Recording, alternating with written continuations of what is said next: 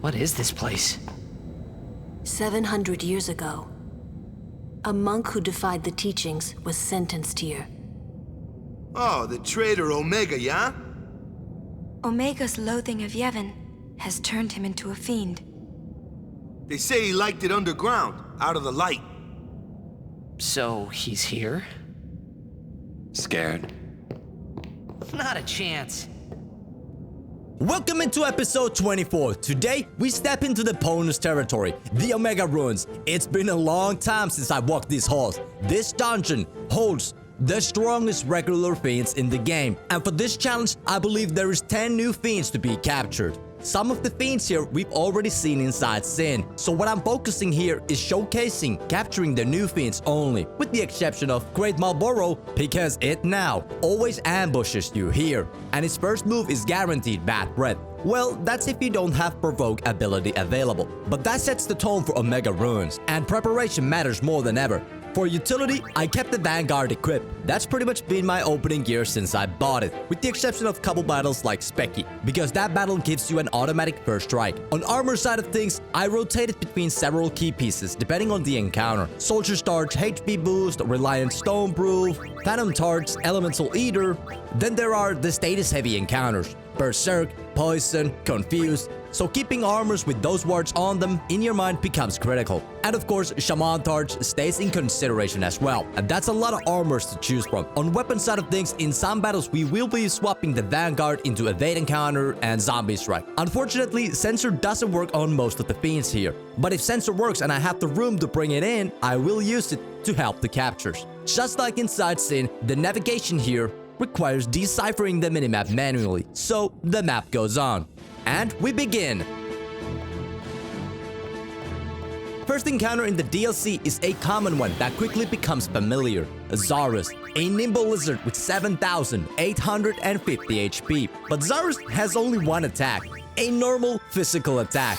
And that makes it perfect opponent for evade encounter. Every attack it attempts is automatically evaded, so it cannot do damage. In this particular encounter, Zarus also appeared alongside a treasure chest. These chests can be valuable or dangerous. Stealing from them can reward items like Turbo Ether or Mega Potion. But sometimes they reveal something else, a mimic. Fortunately, this chest yielded a Mega Potion and no mimic appeared. With haste active, yes, on us both. My evade encounter handles every incoming attack, so I let auto battle take over briefly. What followed looked less like a combat and more like a ballroom dance.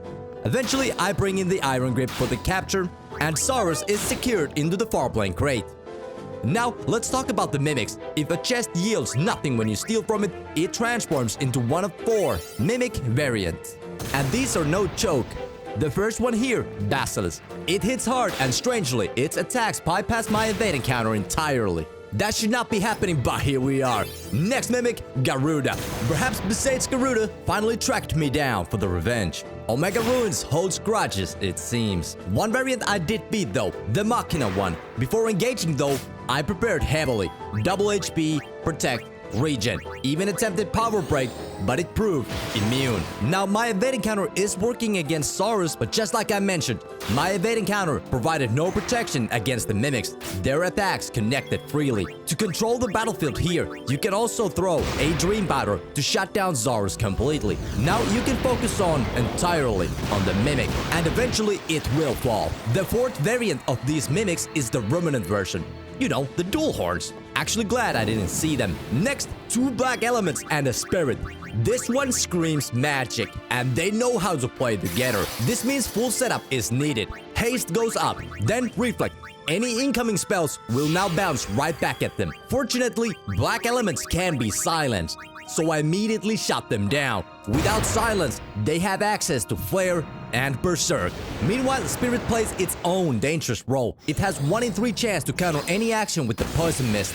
That inflicts poison reliably and confusion occasionally. Spirit, immune to silence, begins casting spells, but thanks to Reflect, the magic turns around and strikes Spirit instead. However, Spirit absorbs lightning. That detail will matter very soon. After healing myself out of the poison, Shell goes up. It halves the damage from the poison mist. And one important note here is even reflected spells can still trigger poison mist. Now I begin dealing damage. Shadow gems work perfectly here. The black elements remain silenced. Completely harmless. One funny thing is, if I had Provoke available, Provoking Spirit would completely change the fight. Instead of attacking, Spirit would cast White Wind, the healing spell, and not on itself, but on the party. Yeah, Spirit would become our fourth party member, from deadly spellcaster to unexpected ally. Omega Ruins works in mysterious ways, but Spirit has another mechanic.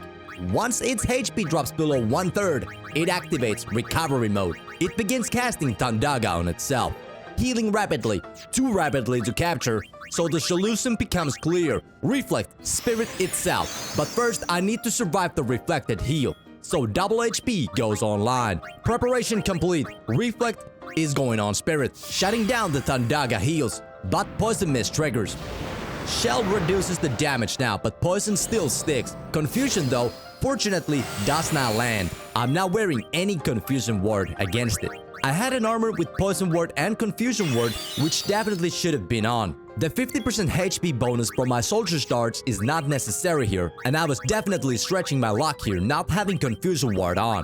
I didn't realize that at the moment, but once I encounter Spirit again on another lineup, that strat with the Poison Ward and Confusion Ward will be implemented there. But now, another Shadow Gem lands. Spirit attempts the Tandaga, but now it backfires. Reflect sends the healing spell into UG instead. 1432. Completely survivable. Even without the Soldier's Torch, I would just need double HP on UG to survive it. Now comes the capture setup. All enemies are immune to censor, so Shadow Gems become our measuring tool. Shadow Gems deal 50% of the current HP, and the last one I threw did 2131 damage on Spirit, so it either had that exact amount of HP or one more. And the Poison Fang is perfect after that. Lands for 2000, and Spirit is super low now. The first attack is barely not enough, but the second one captures the Spirit. Now the black elements remain, still silenced. I test my damage output. Single digits? Wait, what? Tested it again. And no, it's not a glitch. That's real. Time to dig deeper into the backpack for some frag grenades. Shoutouts to those machinas in Mount Gagaset. Frag grenade lands, 800 damage on both. Damage output retested, 271. Capture range already achieved. They were much weaker than expected. Now you may see only the successful runs here, but this encounter, for example, took multiple attempts. If this trio gets unleashed properly, it becomes chaos. No silence on the black elements, flare is out, and imagine that landing on us. And then the Berserk turns the fight into something else entirely. Lay your controller down and watch Ultimate Guardian fight for its life without you.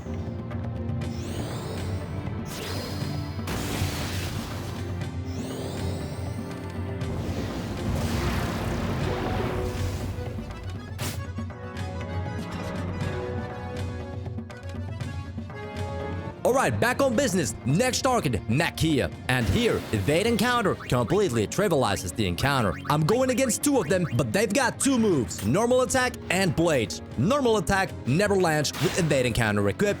Blades is more mysterious. I saw a botch, use it earlier in the Cavern of the Stolen Faith. It was available there, and here, I never saw it at all. According to the wiki, blades trigger after being targeted and attacking party members a combined 7 times. I had to read that 10 times. Still not entirely sure what it means. Counterattack, conditional trigger. Either way, it never activated here. And I wasn't complaining. Now Makias have 18,000 HP. To speed things up, I used 4-plane shadow to instantly remove the supporting enemy. Either you call in the ghost for the help, or you zombie plus Phoenix down, because that works as well here. Then Shadow Gem brings Makia closer to capture range. I was hoping for a little bit more damage on my physical hits, so I go looking for Frag Grenade. And take a look at this damage. 1692. That is a critical hit.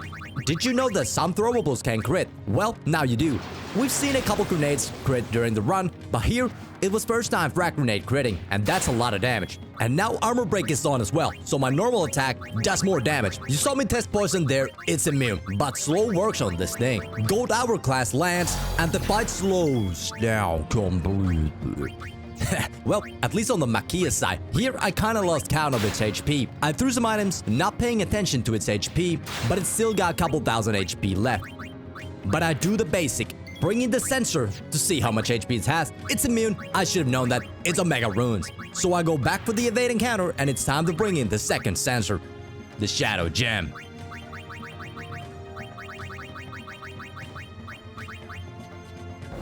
Shadow Gem reveals remaining HP, 1587 or 88. Doesn't matter, capture range is near, and a few attacks follow. Looks like I'm beginning to cook here in the dungeon. Another critical. This is the moment to be careful though. I switch off the evade encounter, then a guard, but Makia misses cleanly. 3 turns in a row, no hesitation, I press forward, and Makia leaves Omega Runes sealed inside a Farplane crate.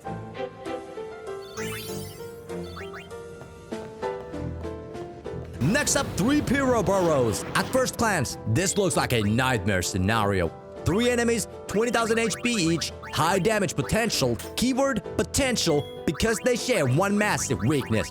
Everything they do is fire-based, which means Phantom Charge, Fire Eater ability, is going on, and I literally cannot lose. Their strongest attacks become my healing. Yes, this is as safe as it gets. From here, it's just bread and butter. Now Bureau Burrows, or maybe I should call them the Bureau Bros, have 20,000 HP each, and they're annoyingly resistant to instant death. One needs to be captured, so the other 2 can go. It is wild to me that even their normal physical attacks count as fire damage.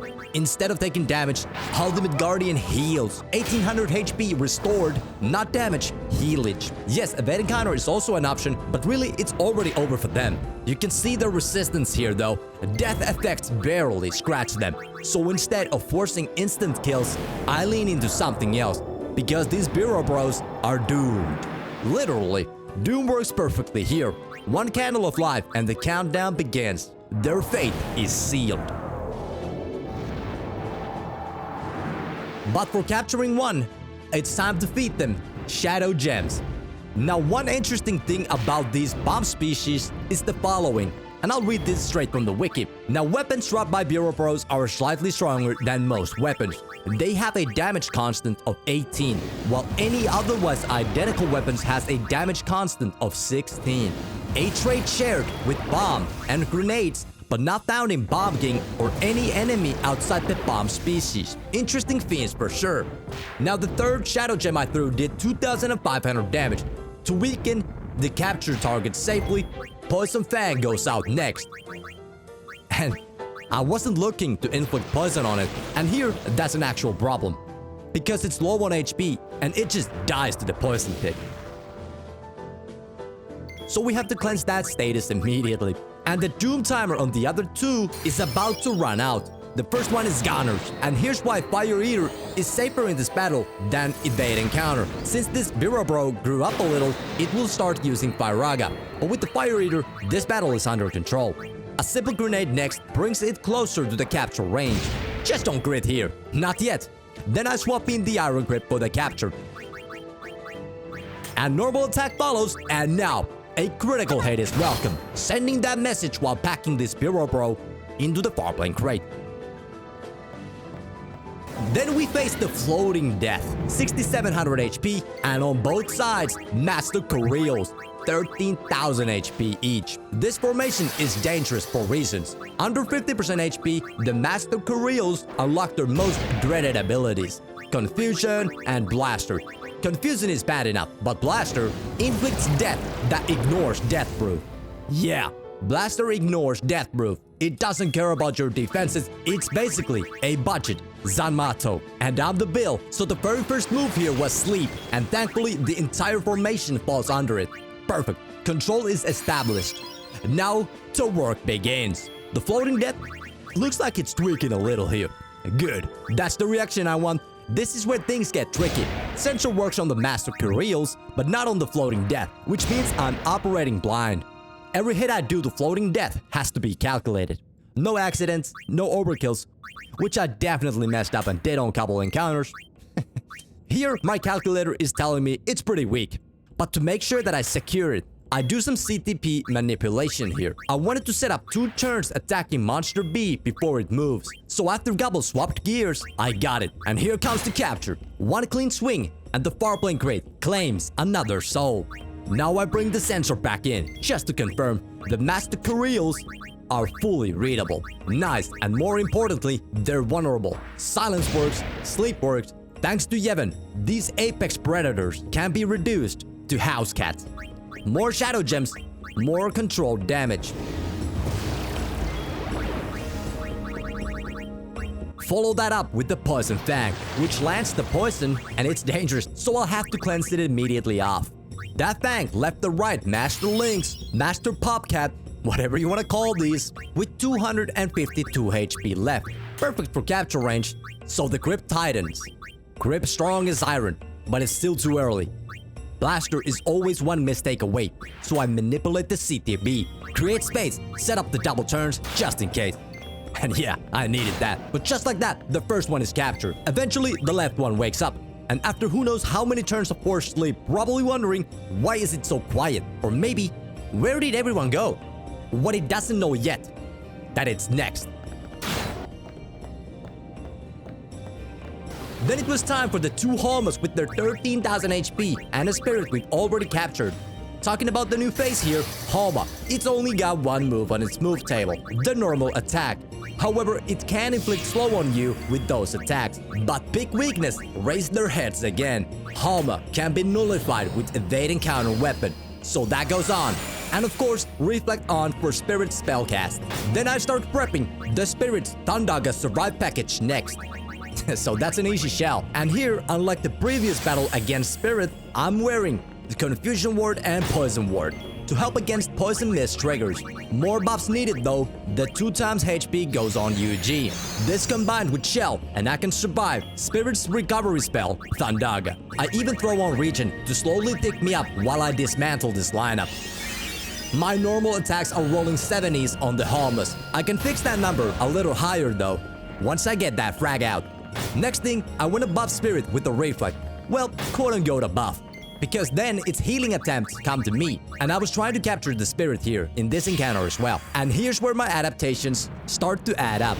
Poison Mist triggers, but now the mist looks much less scary. Roll 380 under Shell and no statuses inflicted at all. To help Iron Grip's damage, Frag Grenade unlocks more damage on Halmas. Now the new 280 rolls look much better for capturing. Now Halma's got 1 more big weakness. Not only they are easy enough to defeat with evade and counter, but they're shutdownable completely with the Dream Powder. Since sleep works on them, now only Spirit awake. Another Poison Mist cues. Poison Lance this time, Albert Potions come in for that. And like I mentioned on the first encounter against Spirit, bouncing its spells may also cause the mist. So it happens again. Poisoned once again. Same story. Albert Potion. Now Shadow Gems follow, and Spirit switches into its recovery plan, Thundaga. It hits for a respectable amount. My Regen is probably not enough to out-heal its damage, 1,360. That's a lot. So for the heals, first I think about throwing Albert Potion. But then I realize it's not going to be enough. I need Mega Potion this time. Now in this encounter, I might as well try to capture the Spirit, even though I already got it in before. Poison Fang drops it to about 500-ish HP here. And of course, another Poison Mist again. Luckily no Poison Lance, saving me a turn. I grenade next, which should leave the Spirit nicely around 200 HP. But instead, my grenade had to crit here on Spirit. Dropping it, it's whatever. I already have it in the Farplane crate. My main goal here was Halma after all. Next Shadow Gem reveals them having around 2,500 HP, so that is an easy Poison Fang next. And yeah, Halmas are also susceptible to poison. That's a guaranteed stick, and their turns follow. Alright, that one's gone. 1 left now, no more Poison Fangs, Shadow Gem it. 1,269. 65. Alright, what comes next? I apply my next move and I decided to go with 2 stamina spring throws. That's 1, and here's the second. That should leave it low enough for the Iron Grip's capture. But again, making total sure that I capture it, I give myself 2 turns to swing it, swap gears, enable that 2 turns back to back. First blow. Second blow finishes Halma into the Farblink crate, which grows heavier fiend by fiend. Then it was time, the fiend I've been waiting for, Varuna. From the moment the battle begins, Varuna establishes control immediately. Haste. No hesitation, no randomness, just pure speed. 56,000 HP, a deep move pool designed to overwhelm anyone who doesn't understand it. So I answer in kind. Haste plus reflect, and we are already throwing things back at it. And Varuna loves magic.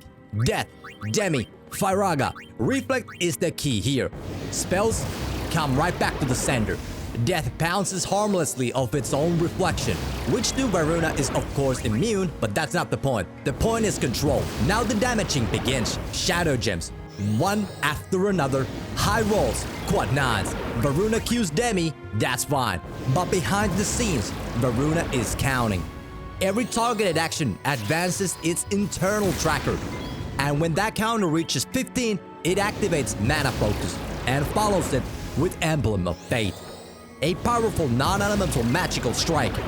Unavoidable damage, and as Waka would say, a punishment for letting things get out of hand. So I prepare. I'll wait. Whoa, that's a dispel. Reflect is gone, haste is gone, and just like that, the CTP timeline turns red. Dangerous territory. Reflect must go back on first, because without it, if Varuna cues Death Spell, you already know. Only after that, haste returns. Gotta be careful with this one. Control restored though. And here you can totally see the reflex value. Death bounces back. Now if you want, you can dispel Varuna too and strip its haste away. Varuna likes to put it back on, but even if we're just going back and forth, me dispelling it, Varuna putting it back on, I'm still dealing chip damage with my Purifying Salt. So I go ahead and just do that. Dispel. Now Varuna only has 5,800 left, and these 1,000 chips are hurting it and walking its HP pool down. We trade turns. Haste, dispel. Haste, dispel. And eventually, Varuna stops trying. It gives up on the speed war. And that's when you know, the fight is already decided. Varuna switches up. Demi time. But Demi cannot KO me. 1,427 HP left. How shall we do this? I think a little, and then I settle on Smoke Bomb. 758, leaving Varuna at 669 HP. So that's an easy grenade. 362, then finally, Mana Focus activates. The tracker has reached its end. Varuna prepares its ultimate follow-up, Emblem of Fate. I'm slightly off on the capture possibility. Truth be told, I wanted to see it. I wanted to show it, so I prepare. First, I heal with an Alped potion. Prepping for that Emblem of Fate, I throw on Shell. Damage mitigation in place. Emblem of Fate is queued up.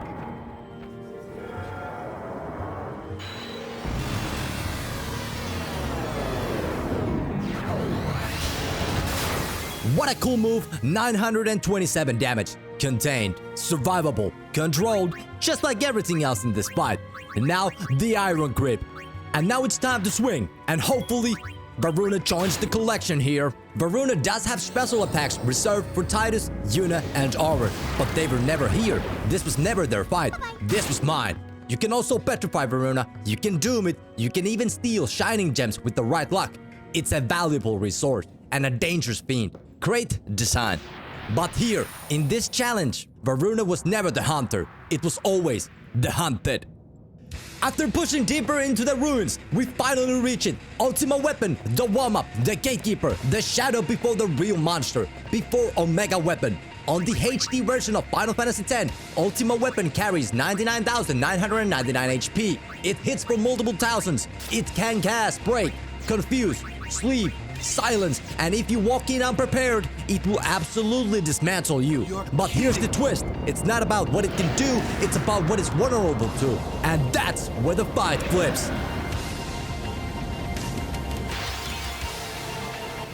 I'm running if you are. I enter with First Strike Vanguard. And the first turn is obvious. Feather UG up immediately. Evade and counter. Gear comes in next. Back to my backpack. Shell follows. Layer by layer, we build the defense before the storm even begins. Ultima Weapon's first move, physical attack. Evaded completely. No damage. Glitch gear online. And now, the most important action of the fight. Silence grenade. And just like that, break is gone, confuse is gone, holy is gone, sleep is gone. Half its move list just disappeared. If silence isn't available, this becomes a completely different fight.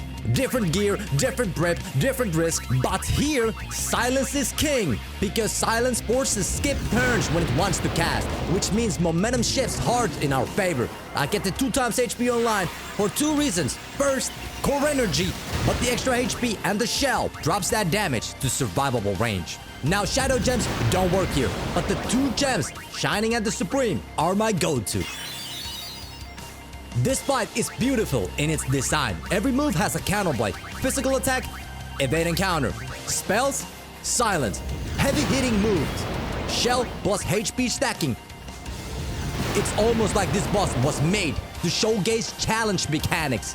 Physical attack again, whiffed. There's a reason why evade and counter made it to top 5 in the storyline equipment list. Flare after flare, I'm spamming shining gems. But it's time for the Shimmering Rain to come out. Ultima Weapon's biggest move.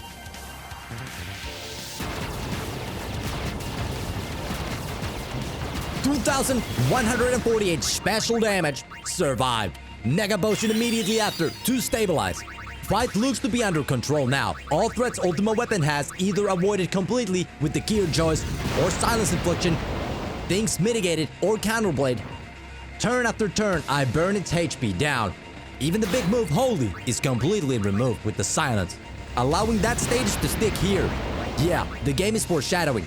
This is not the real boss here. This is the warning sign. I throw in items relentlessly. One strat here is you could run Reflect here instead of silence. Bounce spells back, that works too. And now I know what you're thinking. If Reflect is up and it's cast Confused, does it bounce back? Can Ultima Weapon confuse itself? It's probably immune. Has to be, right? But that's a science experiment for another day. Right now, we're keeping it clean. Here, silence wore off. Immediately reapplied. Quick note on steals. Common steal is a door to tomorrow times 10. Rare one is 20 of them. And again, sensor doesn't work here. I cannot monitor its HP, but I've surely thrown a couple of these, so the end is near. And how fittingly, I lean into Supreme Gems for the rest of the battle. Casting Ultima on Ultima Weapon. Feels right, feels poetic, feels like the intended solution. So the formula for this battle was evade and counter for its physical attacks, silence to remove the spells, HP stacking plus shell for the bigger moves, and that's it. Ultima Weapon is figured out. Now I mentioned the silence being its greatest weakness, but really it's the second biggest, because this boss' biggest weakness is Gil. Yes, you can literally walk up to this thing and bribe it, paying it to leave. You've done your preparation against this boss and then Riku just shows up like, hey, what if we gave it money? And the Ultima Weapon is like, you know what? Fair. That means even Owaka has shot at this boss. But jokes aside, one last Supreme Gem flies out. Ultima Weapon falls. And just like that, Shadow defeated. Ultima Weapon collapsing. Hold on, it's looking around like, wait, where's my Gale? I knew I should have taken the Gale. Yeah, we didn't bribe it this time. And now, on the drop side of things, Nimbus Rod. Double Overdrive, not for us. It can also drop armors with break MP limit, also not for us. And then, Aaron says it best. That was not Omega. Just a shadow born from Omega's wrath. Cold line. What, so the main man's still around? Come on out, Omega! And then Eunice says, When we meet, I will send it. when we meet, I will send it. And this is where the joke lands, because in Spira, send means guiding a soul to the far plane. But in 2026 language, oh, we're not just sending it, we're full sending it. No hesitation, no half measures. When we meet Omega Weapon, we're not performing a ritual, we're launching it straight off the arena. Full send to the far plane. But before that, we're transported deeper. Now it's gauntlet, platform battles, heavy fiends, one after another, until finally, we reach the real boss, Omega Weapon, with that infamous plus 50% difficulty armor. A true post-game monster.